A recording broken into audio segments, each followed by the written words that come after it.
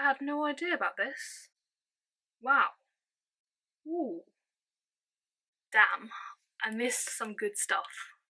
So, yesterday when I was editing the economics and management video, which I stayed up until 2 a.m. for it, I just realised that I didn't say some quick stuff that I didn't say in the other video. What I did is also look at, freedom of information. There's a website where they have all the information on like the stats and stuff. Looking at it doesn't help with anything, to be honest, but I just thought I would tell you guys in case you guys don't know that there's a thing, and if you're like curious about past stats. And also, Merton College and Keble College have like written feedback, like overall general feedback, so it might be helpful to have a look at it, but I just thought I would read it out in case you guys want someone to read it out. And I'm just going to read exactly what they said. So, in 2019 to 2020 admissions, the estimated competition for economics and management was 18.1 to 1. So 18 people per place. Economics and management tutors worked together across Oxford to ensure the strongest candidates were admitted.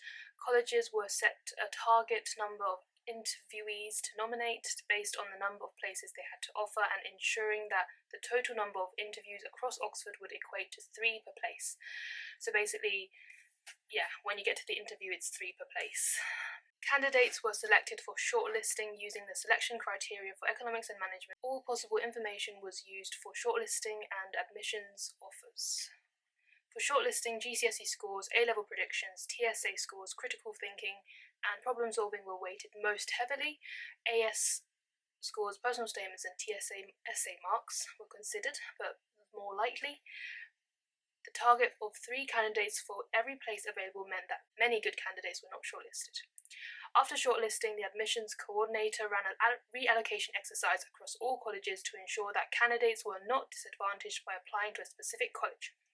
All shortlisted Merton candidates had 2 interviews in the college, one focusing on the management aspect of the course and the other on the economics aspect. Candidates were not expected to have studied either subject at A-level, but to have a good general knowledge and to demonstrate interest and enthusiasm for studying both business and the economy, to demonstrate logic and critical thinking, and to communicate clearly and effectively. For the economics interview, candidates were given a brief pre-interview reading which related to topics in game theory or to broader economic principles, and were asked to work through the problem logically and quantitatively during the interview. For the management interview, candidates were set a brief pre-interview reading from a broadcast that assessed interest in management and the ability to identify and discuss issues from a general management perspective. Most candidates were reasonably well prepared for interview and were able to discuss both management and economic topics knowledgeably and fluently. Good candidates were able to revise their arguments to take into account new information and to provide examples and counter-arguments and to defend their conclusions. Weaker candidates did not display in their interview an ability to analyse businesses and organisations from a managerial perspective, nor a sufficiently keen interest in doing so. So they performed poorly in general quantitative analysis and reasoning.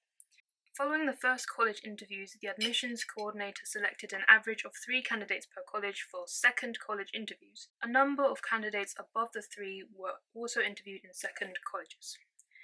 TSA results will be available from early January, and prospective students should look at the department's reading suggestions. Well, they said prospective students should look at the department's reading suggestions. I didn't see this last year, but they should. So I guess you should probably check it out. Now I'm reading Keble College's Economics and Management 2018 feedback. So you can check that out on their website, but I'm just going to read it to you now because why not? Please note that this is admissions feedback from the 2019 selection round for 2020 and deferred 2021 entry. There could be changes to selection criteria in subsequent years, and this feedback is designed to provide only a general indication of the admissions and interview process.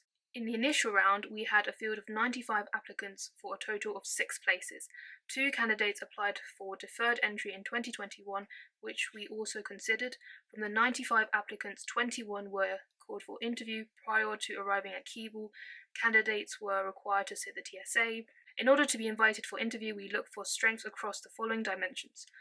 Number 1, excellent performance. Excellent performance in the TSA. Most candidates were invited for interview if they had scores in the top 15% of all applications. Number 2, exceptional results in official examinations include especially GCSE. Most candidates demonstrate strength in analytic subjects and presented robust evidence of high academic achievement. Number 3, results predicted for A-level or other impending examinations are generally at the highest level. Candidates must have been predicted to secure A-star AA, one of which must be in maths to secure an interview. So you have to have maths A-level, by the way. I forgot to say that in the last video. And it reminded me, so on the open day, you get to like economics and management talks in the hall, and it's like hundreds of people sitting in the hall. The Pembroke tutor, he said that most people are predicted 3 A-stars, but he also knows that predictions are not accurate. But then he also said that most people are predicted 3 A-stars. Now that's what I heard, and I heard from a different tutor who said that it doesn't matter as long as you meet A-star AA, so I'm not 100% sure on that. So for non-A-level candidates, we follow the university guidelines. For instance, for IB candidates, the minimum requirement is 39, including core points, with 766 at HL, and for advanced hires, the minimum requirement is AA/AAB. Those invited for an interview often demonstrate stronger records than the minimum requirements. That's just links to what I just said. Those invited for an interview often demonstrate stronger records than the minimum requirements. Number 4, a personal statement that demonstrates clear motivation for studying E&M. Number 5, a strong school report, so reference.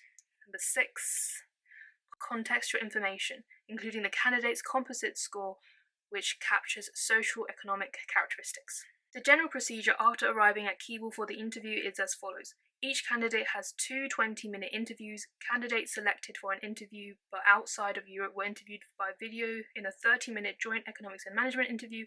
Interviews focused on establishing a candidate's ability to think critically, interpret and analyze data, and to sympathize when presented with unfamiliar material.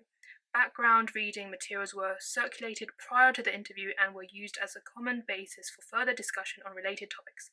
Additional information on content and structure of the economics interview is available at... There is a blog. I had no idea about this. Wow. Ooh.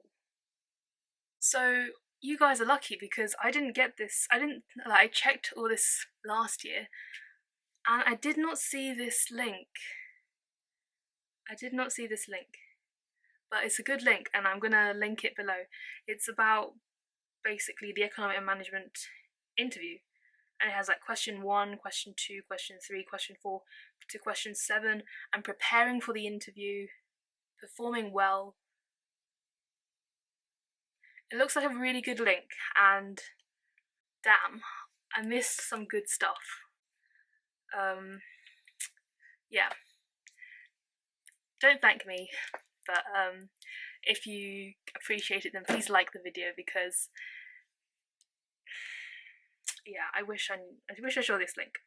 As a quality and standard check, some candidates were selected for second college interviews on the 3rd day of interviews. The field of candidates was very strong. Students in general performed well on the interview, demonstrating strong skills, suitable proficiencies, and a clear motivation to study E&M. Based on performance across all aspects of the application and performance, we made 6 offers for 2020 entry and 1 for 2021 entry.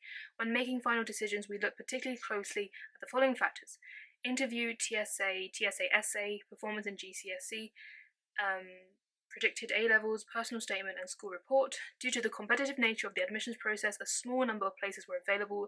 It's inevitable that strong candidates were not selected, and we have no doubt that these candidates will go on to have successful academic careers and at other universities. I think there are probably more on other colleges' websites, but I'm not going to read them all because you guys can check it out now that I've told you that there is such a thing if you don't know. So remember to like and subscribe, and good luck with everything.